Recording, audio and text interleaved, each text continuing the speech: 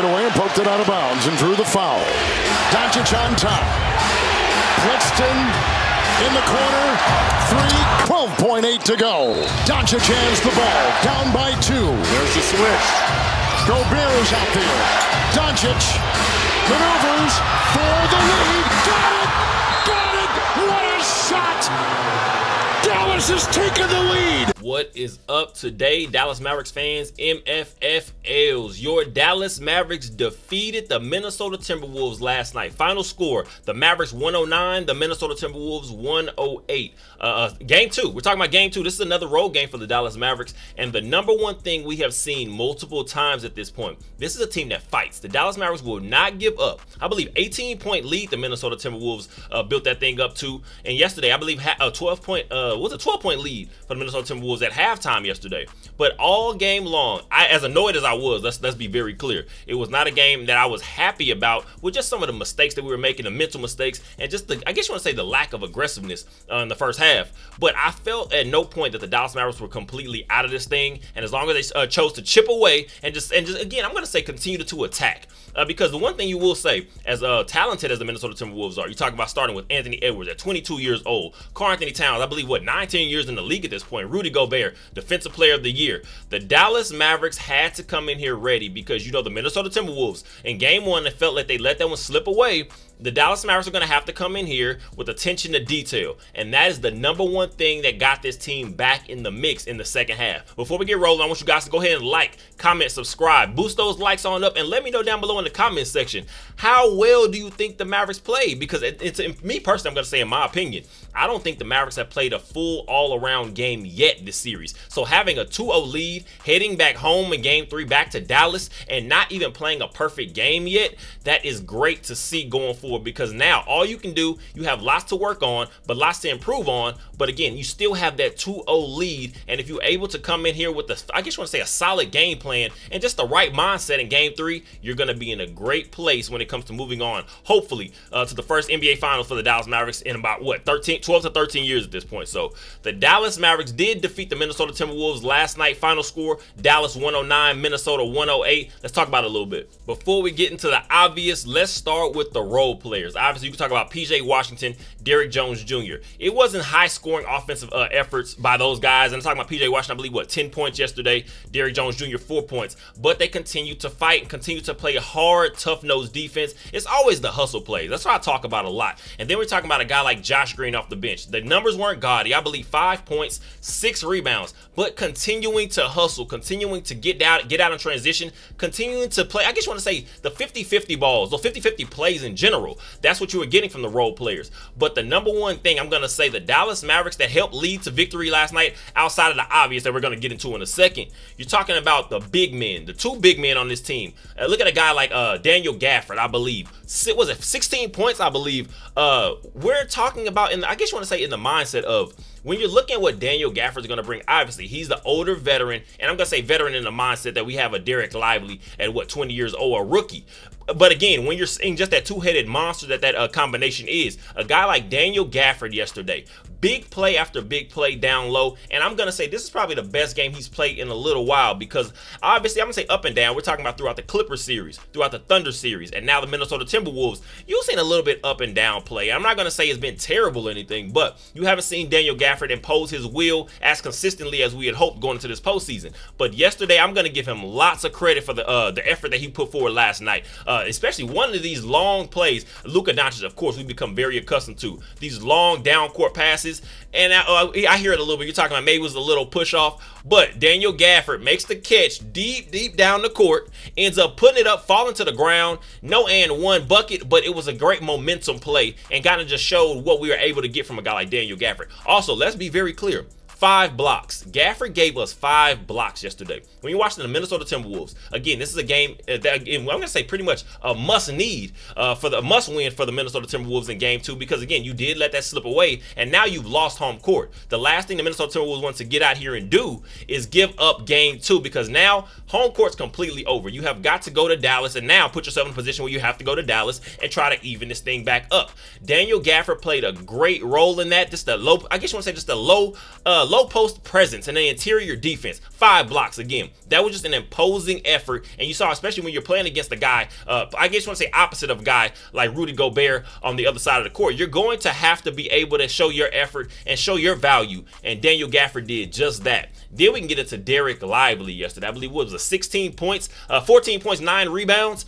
This is a guy we're talking about, and also don't forget those 2 assists. This is 27 minutes, but of playing time that you got from a guy in Derek Lively. The number one thing I'm going to give lots of credit for, obviously, we do know the rim rolling, the interior presence, the great rebounding you've seen. And I've said personally, we're talking about early on in the season, this is a young guy. Everything he's dealt with off the court this year, so much prayers go out to him again, continuing to work through that thing. But one thing you saw, Derek Lively, he has stepped up and now starting to get that national media praise. You saw Derek Lively end up making second team all rookie, which I feel like that's a snub because this guy did more than enough and showed just the impact he had on the team that coming into the regular season, obviously we didn't know what exactly the center position was going to look like. You're looking at hoping a guy like Derek Lively is going to be able to have I guess you want to take the bulk of those minutes because you did only have a guy like Dwight Powell, Maxi Kleber in certain, I guess you want to say certain points and certain stretches playing a little bit of the 5. But we're going to rely completely on a 20-year-old rookie that was going to be asked to come in here and be that low post presence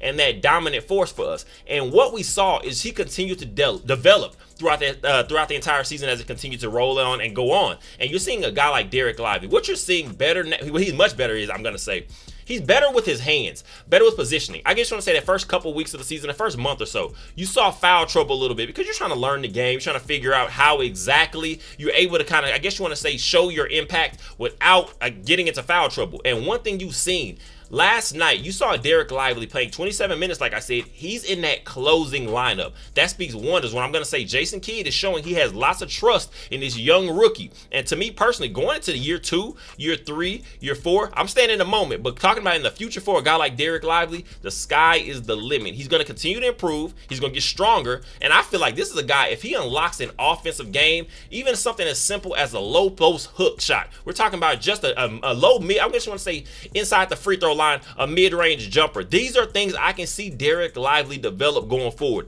We're talking about a top 5 center in the league potentially next year because I am going to have all the confidence in the world that he's going to continue to prove. We've seen he's a guy that we're going to say he has no issue with putting the work in, continuing the grind. And we know with Tyson Chandler having him as that older big brother mentor, the sky is the limit. Like I said, this is going to be something exciting to see. But going forward, Derek Lively has just showed a major impact on this team in the first couple rounds.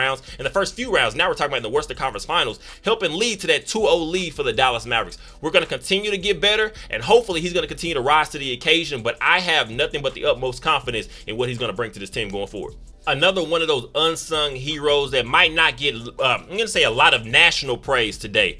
Jaden Hardy in 12 minutes. This is a guy I talk about. The future for him is so bright in my personal opinion. This is a guy I'm going to be looking to see be our 6th man going forward next year because obviously we know the contract situation. You have your Tim Hardaway Jr. going to be in the last year of his deal next year. Again, we're talking about just not even knowing what you were going to get from a guy like Dante Exum in a major playoff situation, in a role in the playoffs, I'm going to say. A guy like Jaden Hardy, obviously his minutes have been up and down, and we're talking about only times you really saw Jaden Hardy getting major playing time during the regular season were some of these games where you saw some of the stars sitting out and some of the other guys, I guess you want to say your contributing members, not really playing that game. Then you're going to see Jaden Hardy get that uptick. But going into this postseason, you're going to expect a guy like Dante Exum to play a role. You're going to expect a guy like Tim Hardaway Jr. to find, again, maybe even if it's just one of those microwave scores off the bench, you're looking at him to have a role. But both of those guys, I believe Tim Hardaway Jr. scored 0 points in 5 minutes, and you're talking about Dante Exum only playing 3 minutes. The number one thing I'm going to give a lot of credit to, and a guy being very critical, obviously, of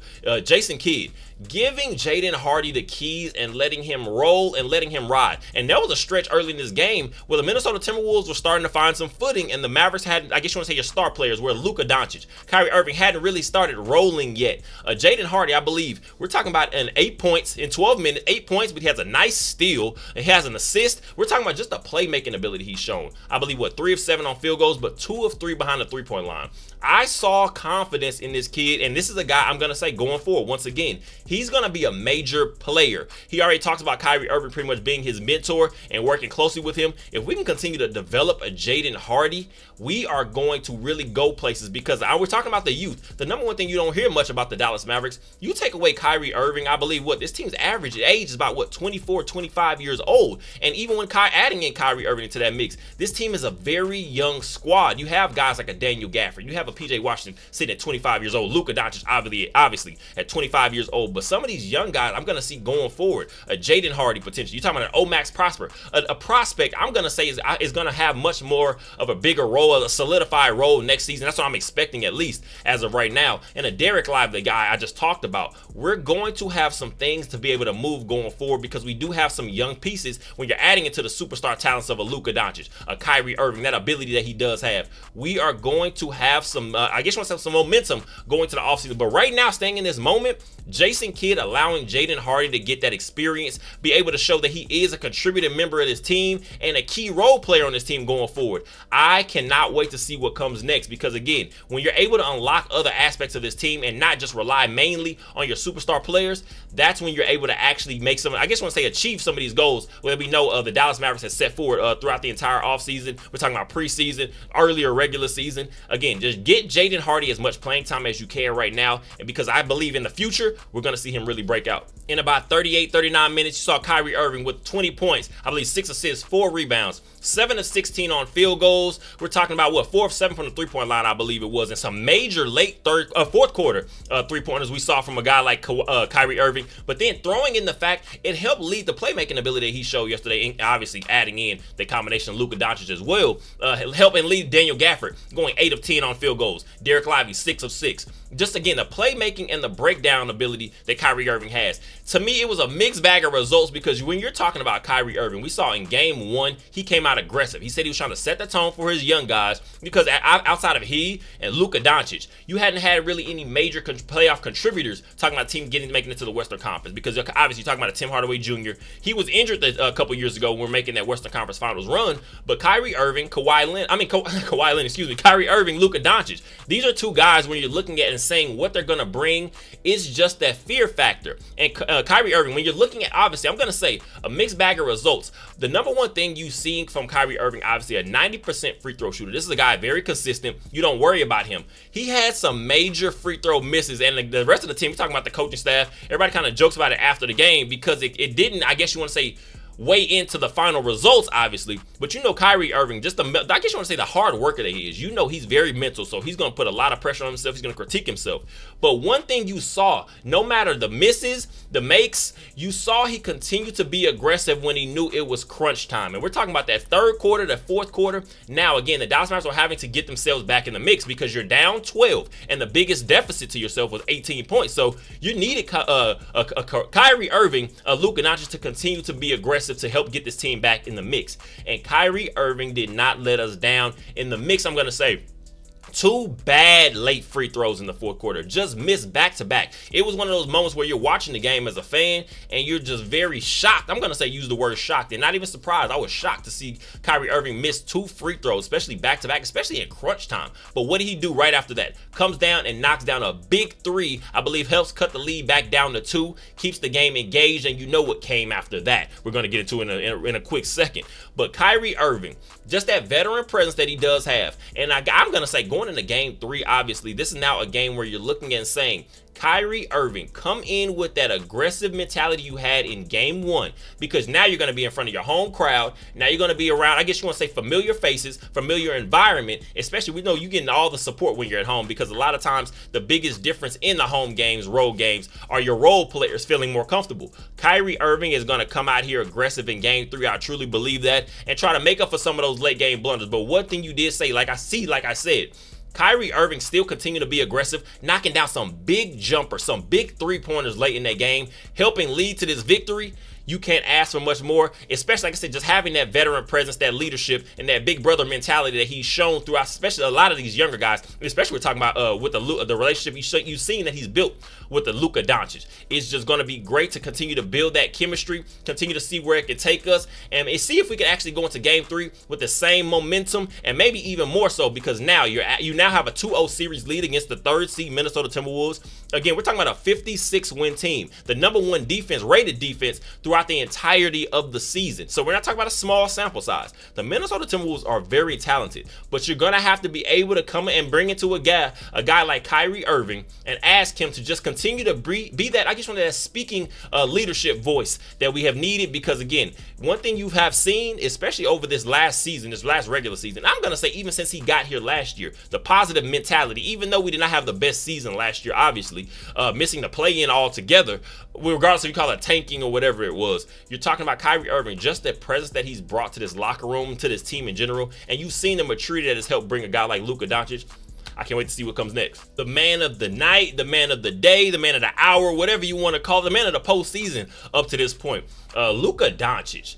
32-point triple-double, 32 points, 13 assists, 10 rebounds in 41 minutes. I believe 10 of 23 on field goals. This is not the moment where you're talking about you need a guy like Luka Doncic to come out here and just be aggressive. I don't care how many shots you take. When it comes to winning time, I want my superstar players ready to make those plays, make those shots, make those plays in general. Like whether it's a pass, sometimes it's just hitting the right guy at the right time. Luka Doncic has developed and shown himself to be that guy. He's done it so many times. It's laughable to the point where you're looking at, this is a guy that's 25 years old, 6 years in the league, so only 6 seasons in the NBA up to this point. We're talking about 25 years old, 5-time first-team All-NBA, Rookie of the Year in year 1. Could have been one of those players. We're talking about being an All-Star in year 1 if, again, we didn't have the politics and anything like that. So you're talking about a 5-time All-Star, 5-time first-team All-NBA player, should have been MVP. I don't care what anybody says, should have been MVP this year. And one thing we're going to say, if you have a Luka Doncic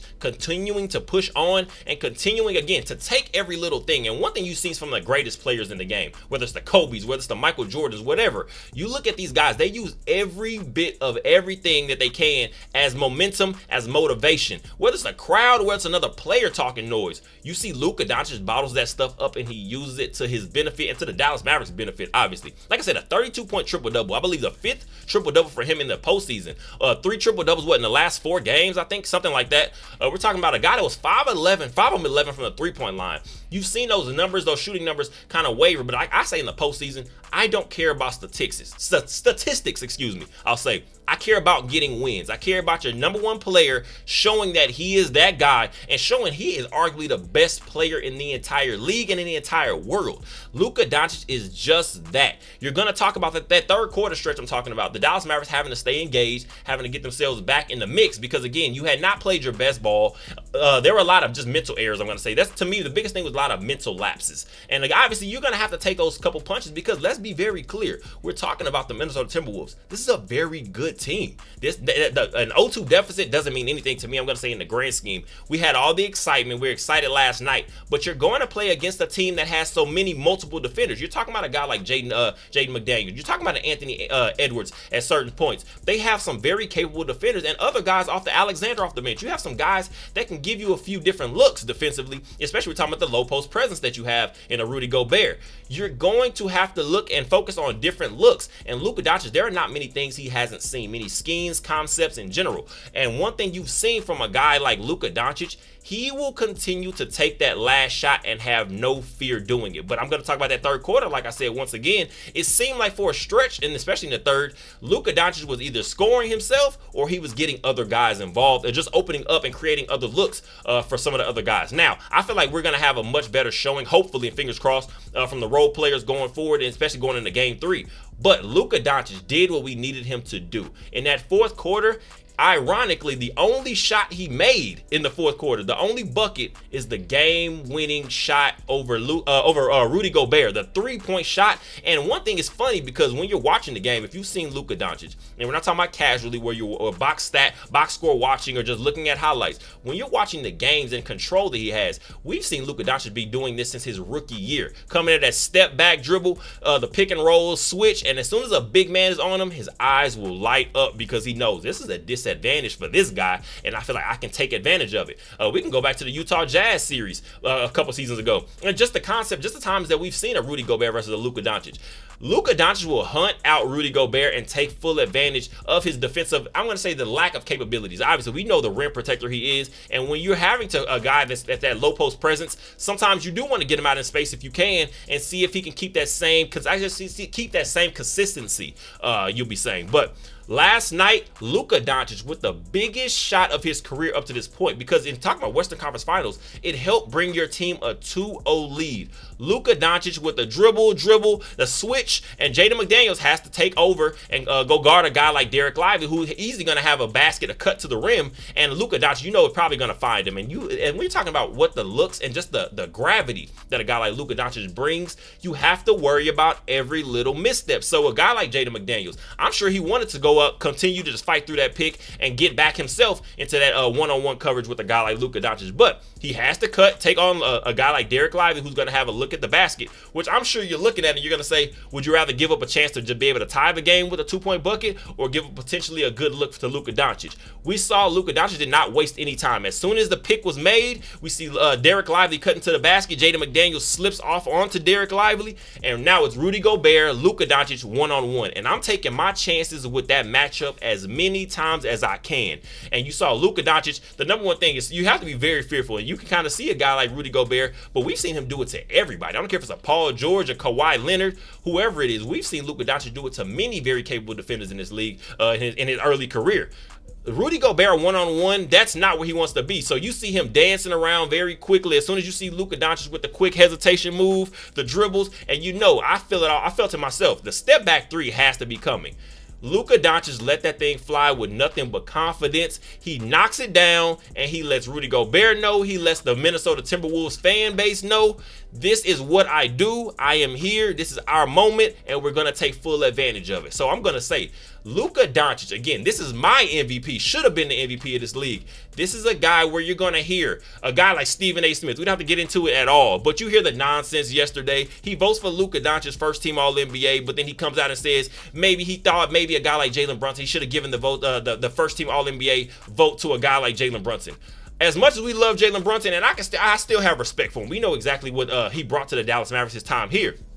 Luka Doncic is a different animal. There are not many guys, and I'm going to say many, that's less than counting a full hand, maybe a few fingers. There are a few guys in this league that can be able to continue to completely take over games from the offensive side of the ball and have no drop off, whether he's knocking down shots or not. So then you're always going to be able to open up some of these looks for himself. And again, just having that confidence. This is something you can't teach. Luka Doncic is never afraid of the moment. He's not afraid to fail. And what that's going to bring you a lot of times, because everybody doesn't have that mindset, is going to bring you lots of success that others will never be able to reach. So Luka Doncic just being that guy, like I said, 32-point triple-double, 32 points, 13 assists, 10 rebounds, the fifth triple-double of the postseason. I believe he has the most combined. So we're talking about a guy that has many more milestones to reach. This is just the beginning, and hopefully this is just a momentum builder going into game 3 for the rest of the team to be able to follow his lead and show that we are serious and we are trying to make a real finals run this year. Once again, the Dallas Mavericks did defeat the Minnesota Timberwolves with a game-winning shot, a game-winning three-pointer by Luka Doncic. The final score, Dallas Mavericks 109, Minnesota Timberwolves 108.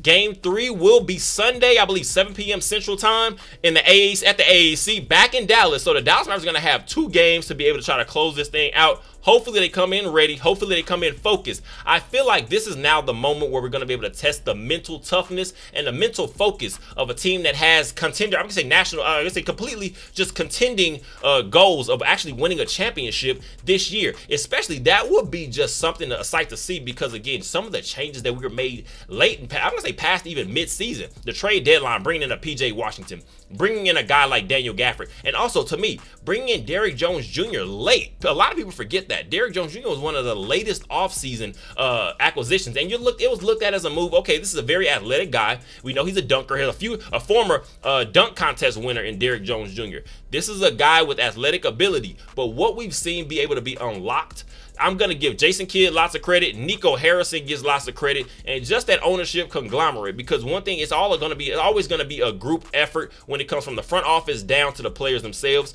We have got to continue to grind, continue to get this thing done. But the Dallas Mavericks do now have a 2-0 series lead on the Minnesota Timberwolves going into game 3, which will be back at the AAC in Dallas. So the first home games, the fan base needs to be loud and proud and show that, show the Minnesota Timberwolves that this is just not their year. Hopefully the team can come in, the Dallas Mavericks can come in, just focused, like I said, ready to go and ready to take serious control of this series, even more so than they have in these first 2 games. So I appreciate you guys for all the support. Go ahead and like, comment, subscribe, and share. Comment down below. What do you think the expectations are for this series? Is it Mavs in 5, Mavs in 4? Is it Mavs in 6? Let me know down below in the comment section what you believe, because again, we have lots of things to look forward to. I appreciate you guys. As always, go Mavs, and enjoy the rest of your day.